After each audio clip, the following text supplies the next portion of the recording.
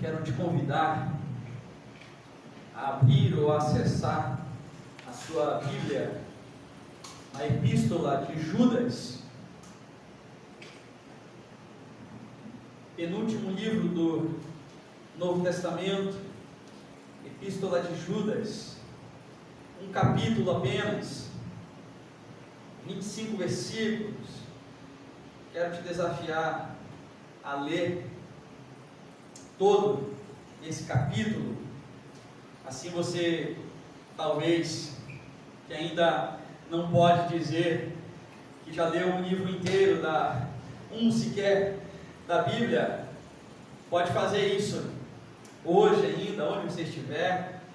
Leia, vale a pena você se aprofundar, meditar. Uma carta tão atual para os dias que nós estamos vivendo, tão necessária para a gente poder meditar, a gente poder refletir, ser desafiado sobre essa carta que Judas, não o Iscariotes, mas o irmão de Jesus, irmão de Tiago, é assim que ele se descreve, se apresenta ao iniciar sua carta. E eu quero ler com você dois trechos desse único capítulo. Nós leremos dos versos 1 até o 4, e depois nós leremos do 20 ao 25. Vamos lá, vamos à leitura.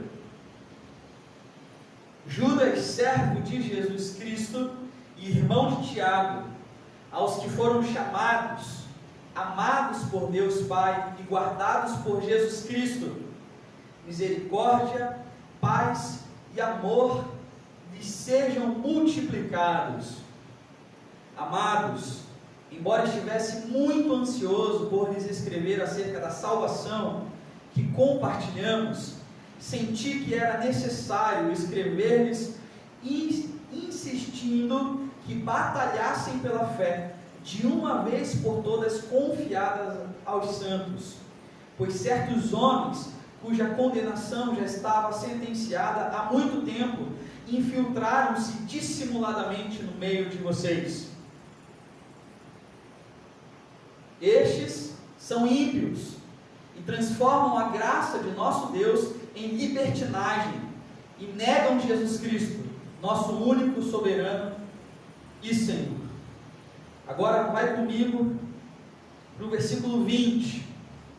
Judas continua escrevendo o seguinte: edifiquem-se, porém, amados, na santíssima fé que vocês têm, orando no Espírito Santo.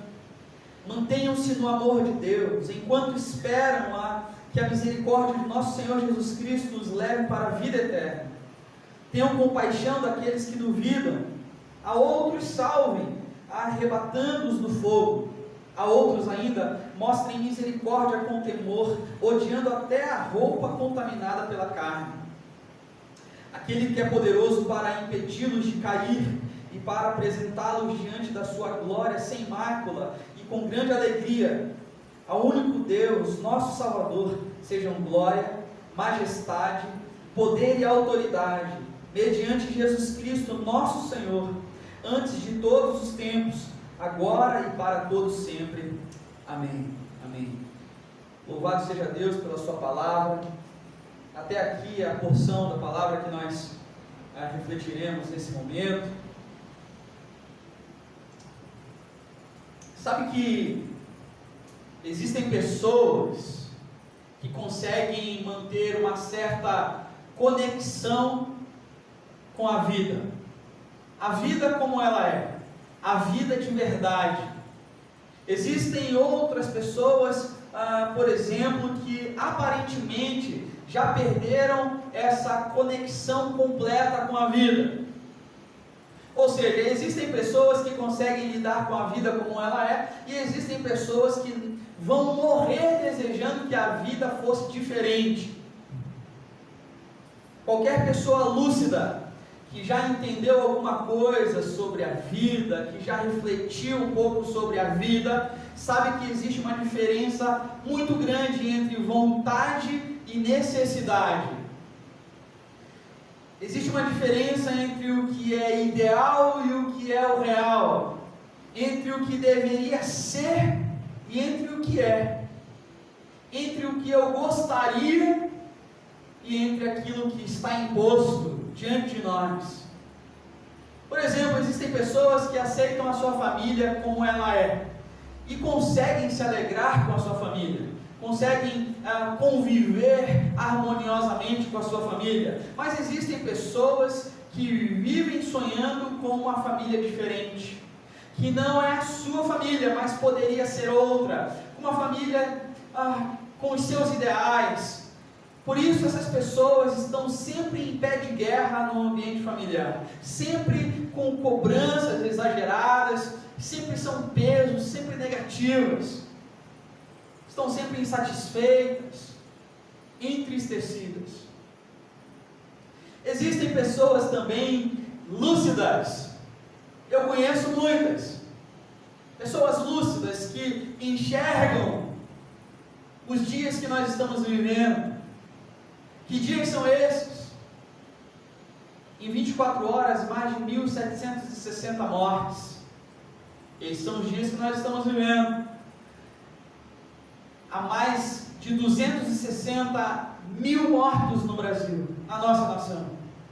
Pessoas lúcidas enxergam esses números. Mas existem pessoas que não enxergam, que negam, que são completamente insensíveis e desconectadas com a realidade que nós vivemos hoje. Há um ano, primeiro domingo de março, há um ano atrás, as nossas vidas estavam sendo mudadas, a nossa rotina mudou, o nosso cotidiano mudou, a nossa forma de se relacionar mudou. Existem pessoas que amam a Deus e aceitam o seu senhorio e a sua soberania, mas existem pessoas também que reclamam até de Deus. Por quê? Porque talvez Deus não atenda aos seus desejos, àquilo que eles querem, aos seus caprichos. Existem pessoas assim. Mas a boa notícia que está diante de nós é que Deus é bom. E Ele levanta gente sã para viver e caminhar perto da gente. Gente que tenta entender como a vida funciona e tenta vivê-la da melhor maneira possível. Tem também gente com objetivo para viver, mas tem gente sem objetivo para viver. Pessoas que passam a vida sonhando com o dia que tudo será diferente, como se num passe de mágica tudo pudesse mudar. Pessoas que sonham em voltar no tempo. Existem pessoas assim também perto da gente, em refazer o que foi feito, em reescrever a sua história. Pessoas que vivem uma vida fantasiosa. Por que eu estou te falando tudo isso? Porque essa é a primeira lição que eu aprendo com Judas. Judas era um homem conectado com a vida. Ele conseguia discernir entre vontade e necessidade. Judas conseguia discernir entre o ideal e o real. Ele conseguia discernir entre o que ele deveria fazer e entre aquilo que estava imposto. Ele conseguia discernir o que era importante e o que era urgente. Ele começa a sua carta com essa percepção, com esse discernimento, porque ele diz assim: embora eu estivesse muito ansioso para falar com vocês acerca da salvação que existe em Jesus Cristo, e nós compartilhamos dessa salvação, esse era o meu desejo, a minha alegria é falar sobre a nova vida que é em Cristo, sobre a salvação que Ele nos dá, sobre uma nova forma de viver. Eu queria muito falar sobre isso, mas eu sinto que é necessário escrever a vocês, insistindo que vocês batalhem pela fé. Judas está dizendo: eu queria muito falar sobre a salvação, mas eu senti que eu precisava falar sobre outra coisa, sobre o que é urgente. Eu queria falar com vocês sobre o que enche meu peito de alegria e entusiasmo, a salvação que há em Cristo Jesus, mas eu terei que falar com vocês sobre algo que vocês estão precisando. Eu queria falar sobre aquilo que é o meu ideal, a salvação que Jesus nos dá, mas eu vou ter que abordar agora o que é real, a luta que a fé está passando. Eu queria falar sobre como nós deveríamos ser em Cristo Jesus, como deveria ser o nosso caminhar, o nosso viver, mas eu vou ter que falar como nós somos, e que desafios estão na pauta por causa disso. Essa é a primeira lição que eu aprendo com Judas, que a vida não é como nós gostaríamos que ela fosse muitas vezes, que as coisas não são como nós gostaríamos que fossem, e nem sempre nós temos as condições e o que nós gostaríamos de ter, mas nada disso vai nos impedir de viver algo lindo na presença de Deus, porque Judas, ele não escreveu sobre aquilo que ele gostaria, mas sobre o que ele escreveu, nós estudamos e somos desafiados até hoje. Talvez você esteja vivendo hoje o que você não planejou. Certamente, muitos de nós estamos vivendo o que nós não planejamos. Mas você ainda pode viver grandes coisas na presença do Senhor, mesmo que não estejam acontecendo as coisas do jeito que você havia planejado. Talvez as coisas não tenham dado certo como você gostaria, mas diante de Deus elas podem ser novas. Talvez aquilo que você estabeleceu como alvo 1 ano atrás, não só não aconteceu, como parece que hoje está muito distante, mais distante ainda de se concretizar. Mas fique atento, Deus pode estar colocando outras coisas na sua vida. O que Deus tem para nós, ninguém, nem nada, nem doença, nem enfermidade, nada, nem circunstâncias adversas, nem pessoas mal intencionadas, nem o diabo pode tirar da gente. Eu preciso entender isso para que eu consiga levar uma vida sã, saudável. Um ano de Covid certamente foi mais um ano em que a vida não foi do meu jeito, não foi do seu jeito. Mas louvado seja Deus, ela não precisa ser do meu jeito, ela não precisa ser do seu jeito. Eu só preciso confiar que Deus é soberano, que Deus é Deus, Ele está cuidando de mim, Ele tem algo para me ensinar nesse momento, Ele está cuidando de você, e no final de tudo, tudo se resolverá, porque Deus ainda está e sempre estará no controle. Judas queria uma coisa, mas teve que fazer outra. Judas planejou algo, mas teve que mudar. O que Judas planejou, nós nunca saberemos. Não teremos como saber, ter conhecimento disso. Não sabemos o que ele veio a fazer. Eu não sei se Judas escreveu o que ele tinha em mente. Nós nunca saberemos. Mas uma coisa a gente sabe: o que ele não tinha planejado para escrever, virou Bíblia. Está diante de nós. A vida que você planejou pode até se confirmar, mas aquela que você não planejou e confiou a Deus, entregou a Deus, pode virar milagre de Deus para você e para as pessoas que estão perto de você. Primeira lição que eu aprendo aqui de imediato: eu queria muito uma coisa, mas eu precisei fazer outra. Eu queria uma coisa, mas eu preciso fazer outra. Louvado seja Deus que as coisas não são sempre do nosso jeito, mas sempre são do jeito do Senhor. Sobre o que então que Judas vem a tratar nesse momento difícil da fé cristã? Duas coisas, pelo menos. Duas coisas. A primeira delas, uma necessidade que havia aos crentes que ele escreveu, diferente das outras cartas que nós temos. Elas são endereçadas a alguém ou a alguma igreja.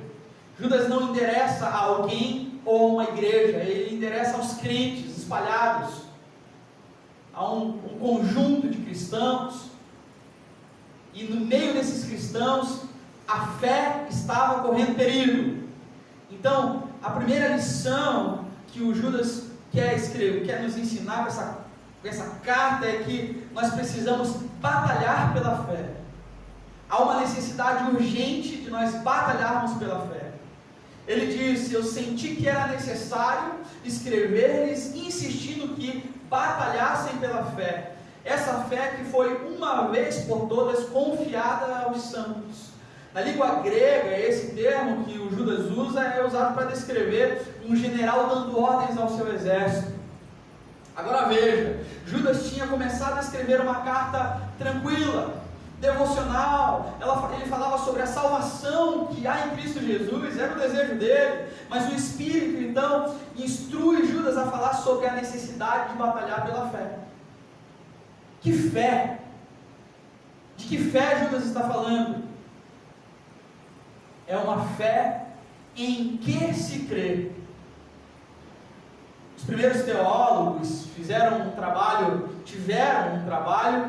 para discernir o tipo de fé que nós podemos expressar e viver. E eles deixaram bem distintos dois tipos de fé: a fé que crê e a fé em que se crê. A fé que crê, ela é acessível, as duas fés são acessíveis a todos nós, mas a fé que crê, ela é a fé mais comum, é a fé usual, a fé que aquela pessoa que você conhece que não é cristã pode dizer: eu tenho fé nisso que vai mudar. O mundo hoje pode usar essa expressão: eu tenho fé de que haverá vacina, eu tenho fé de ser vacinado, eu tenho fé de que essa situação toda pode mudar. Qualquer um pode ter essa fé, mas a fé que Judas está dizendo é a fé em que se crê, é a fé conteúdo, é o conjunto de uma revelação, é o conjunto de uma doutrina, é o conjunto da verdade que está em Cristo Jesus, é a fé conteúdo, é dessa fé em que se crê que Judas está falando. Se alguém te perguntar, por exemplo, qual é a sua fé, a minha fé é a fé cristã.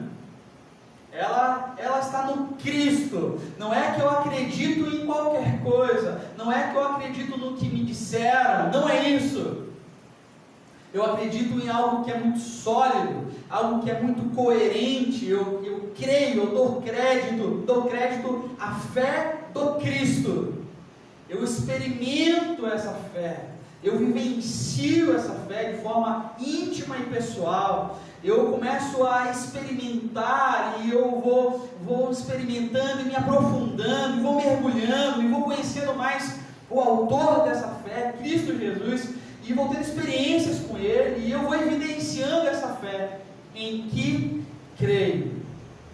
Então veja, a fé não é somente um ato de crer, porque muitas pessoas que não conhecem a Cristo podem dar crédito a outras coisas que não são a Cristo, mas então não é somente o ato de crer, mas o conjunto daquilo que eu creio.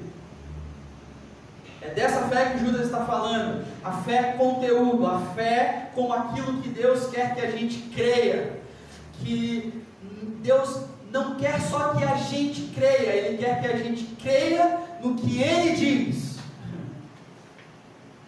E essa fé, então, ela precisa ser cuidada. Batalhem por essa fé. Por que ela precisa ser cuidada? Por que você cuida de algo na sua vida? Por que você não cuida da pedra que está no seu jardim? Por que você não cuida dela? Porque a pedra não precisa de cuidado, ela não corre nenhum risco. Por que você cuida do jardim? Porque se você não cuidar do seu jardim, ele morre. Quando algo está em risco, a gente cuida. Porque a fé então estaria sob risco? Porque é preciso batalhar por essa fé. Esse é o centro da carta de Judas. Então, ele vai nos dizer: nós precisamos batalhar pela fé, porque existem pessoas no meio de vocês, no meio da congregação, no meio da reunião, no meio do ajuntamento, que estão insinuando um outro evangelho. Se você ler com atenção a carta de Judas, você vai descobrir que essa insinuação ela não é apenas formal, não é apenas de ensino, Essa insinuação é, acima de tudo, de uma vida que manipula a fé, de uma vida que direciona, distorce a fé para os seus interesses, muda conforme a vontade do interlocutor. O verso 4 fala sobre isso. Perto de vocês tem certos homens cuja condenação já estava sentenciada há muito tempo. Esses homens infiltraram-se dissimuladamente no meio de vocês. Estes são ímpios, transformaram a graça de nosso Deus em libertinagem e negam Jesus Cristo, nosso único soberano e Senhor. Veja o advérbio que o Judas usa, dissimuladamente. Pessoas que até estão no meio, pessoas que vivem na congregação, pessoas que até mesmo hoje em dia podem ter se batizado, são até mesmo dizimistas, podem até tocar no louvor, podem fazer parte da congregação, participar da ceia, mas no fundo essas pessoas são dissimuladas, elas são fingidas, elas estão enganando a si mesmo e a todos aqueles que se deixam enganar, gente que está minimizando a fé, gente que se vale até mesmo da fé para atender aos seus caprichos, aos seus interesses. É aquela pessoa que ela não é fiel, ela não obedece aos ensinos de Cristo, ela não olha para o Cristo, ela não obedece ao que Cristo, não entende que Cristo transformou a vida delas, elas olham para a graça, como o texto nos diz, e elas se valem da graça, dizendo que agora nós vivemos um tempo de graça, e Deus vai perdoar tudo que nós fazemos de errado, o que importa é a graça, é o amor. São pessoas dissimuladoras, transformam a graça de Cristo Jesus em libertinagem e até mesmo negam o Cristo. Essa libertinagem, especificamente nesse momento que o Judas usa esse termo, está falando a questão da prostituição em si. Nesse tempo, a religião e a prostituição caminhavam muito juntas. Haviam, por exemplo, sacerdotisas que se prostituíam para poder revelar algo para as pessoas. Então a mistura da religião com a prostituição era comum. Então essa libertinagem, o que Judas está falando, é especificamente esse ponto em questão. Alguém me perguntou certa vez: Joel, eu não sou um grande estudioso da Bíblia, mas eu fico pensando se a palavra fé e a palavra obediência, elas não teriam uma relação na Bíblia mais do que por associação. E a minha resposta foi: pelo menos no grego isso é verdade, porque o termo grego para fé é pistes, que significa fé, mas também significa fidelidade. Então sim, fé e obediência têm uma relação muito íntima na Bíblia. Por quê? Porque quem dá crédito, quem crê, quem abraça essa fé e assume como verdade algo, organiza a sua vida em torno disso. Você consegue entender? Por exemplo, você vai sair de casa, e aí antes de sair você vê que a previsão do tempo é de chuva, vai chover, você leva ou não leva o guarda-chuva? O que é dar crédito a essa informação que diz vai chover? O que é dar crédito a isso?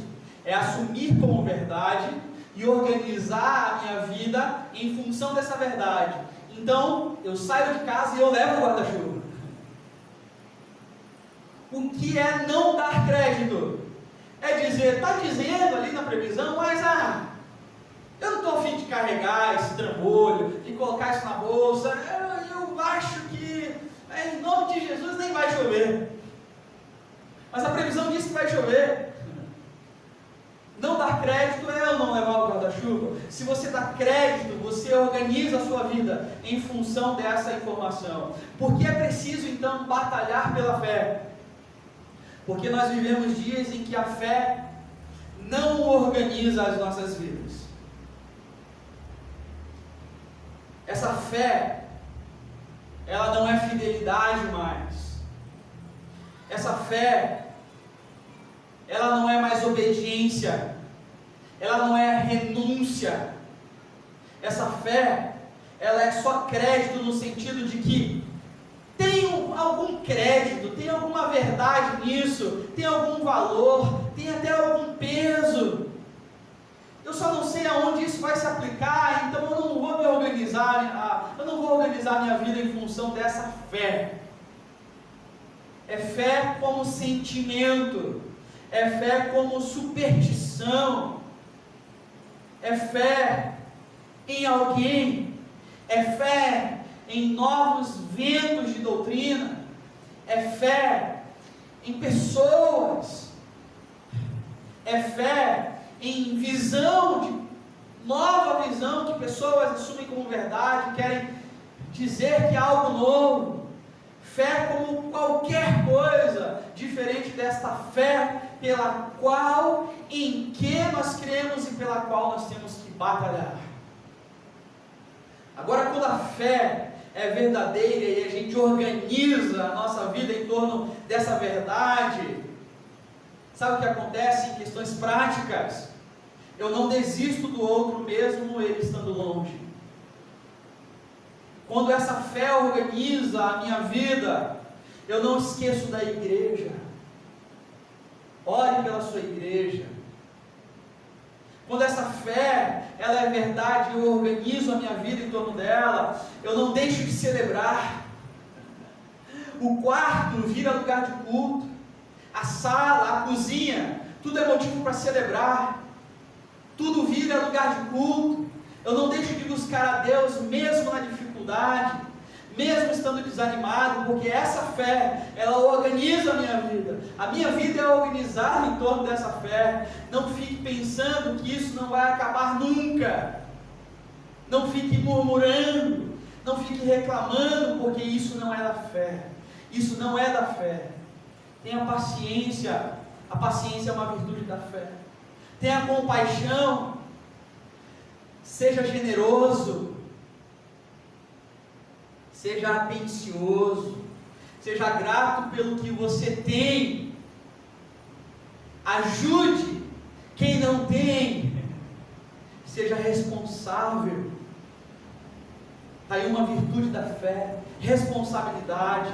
Não perca a capacidade de dialogar com os diferentes, respeite opiniões diversas, diferente da sua. Isso é da fé. Fé, batalhe por essa fé, seja fiel, ore, busque a Deus, consagre a Deus os seus dias, os seus pensamentos, consagre os seus planos. Isso é da fé, isso é da fé. Batalhe pela fé. Essa é a primeira necessidade que Judas escreve a esses crentes.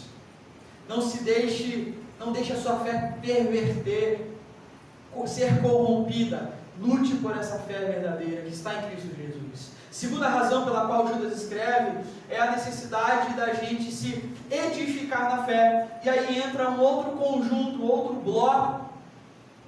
Nesse primeiro momento, Judas está escrevendo aos dissimuladores, gente que finge ser o que é, mas não é, gente que não tem um relacionamento íntimo e pessoal com o Cristo, não conhecem o Cristo, não experimentaram o Cristo. Nesse segundo momento, agora sim, o Judas ele muda o tom da sua carta. No primeiro momento é uma carta de exortação, são palavras duras que o Judas dá aos dissimuladores da fé. Mas agora nesse momento ele volta-se para os cristãos e ele diz para esses crentes: edifiquem-se. Edifiquem-se quem? Vocês crentes. Porque há dissimuladores no meio de vocês, há pessoas mal intencionadas.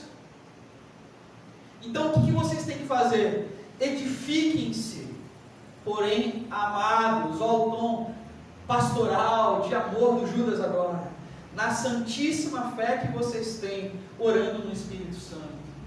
Eu batalho por essa fé porque ela é sagrada, é algo que Deus confiou ao ser humano. não é algo que a gente achou em qualquer lugar.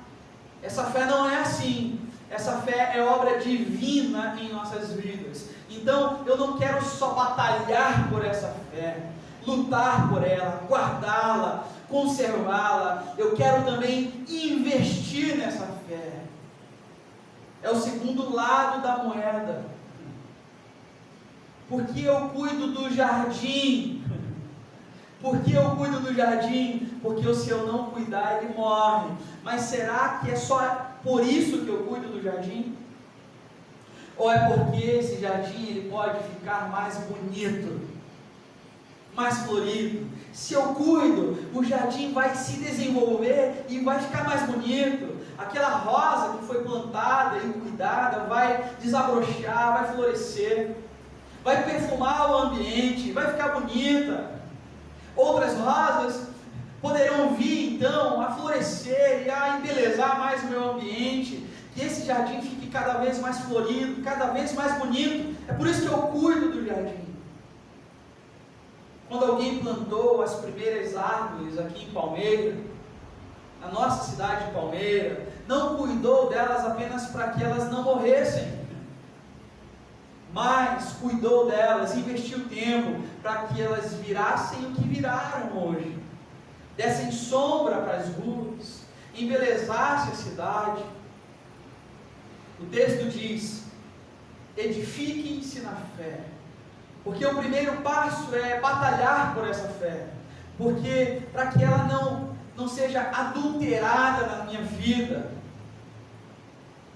Mas o segundo passo é crescer nessa fé, crescer na fé, porque se eu não cresço na fé, eu também não consigo batalhar por ela. Porque eu batalharia pelo que eu não conheço? Não faz sentido. Se eu não conheço nada de jardim, eu posso até batalhar por esse jardim, mas ele não vai se desenvolver como ele deveria. Você já matou uma planta porque você cuidou demais dela? Porque você, nesse cuidar demais, colocou mais água do que deveria? Se você não sabe nada de jardinagem, você vai matar até tentando cuidar. Se você não cresce na fé, o que você sabe sobre o autor da fé, Cristo Jesus? Edifiquem-se, diz o texto. Como? Como crescer nessa fé? Como edificar-nos nessa fé? E aí o Judas ele caminha para os versículos 20 até o 23, dizendo: orando no Espírito, orando, mantendo-se no amor de Deus, tendo compaixão, versículo 22, versículo 23, mostrem misericórdia,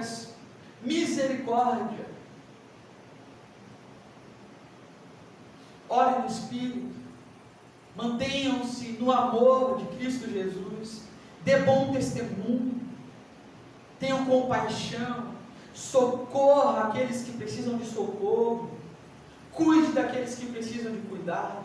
Você vai estar dando evidências da verdadeira fé. Joel, e se eu não tiver forças, se eu não conseguir mais sair desse lugar que eu estou estagnado, se no final das contas eu não tiver forças para batalhar pelo meu jardim, se eu não tiver forças nem para fazê-lo crescer, se eu não tiver forças para batalhar pela minha fé e nem me edificar nessa fé, o que eu faço? É aí que vem a bênção. Não é na sua força que você consegue edificar-se, é na força do Senhor. Porque esse texto termina de forma brilhante.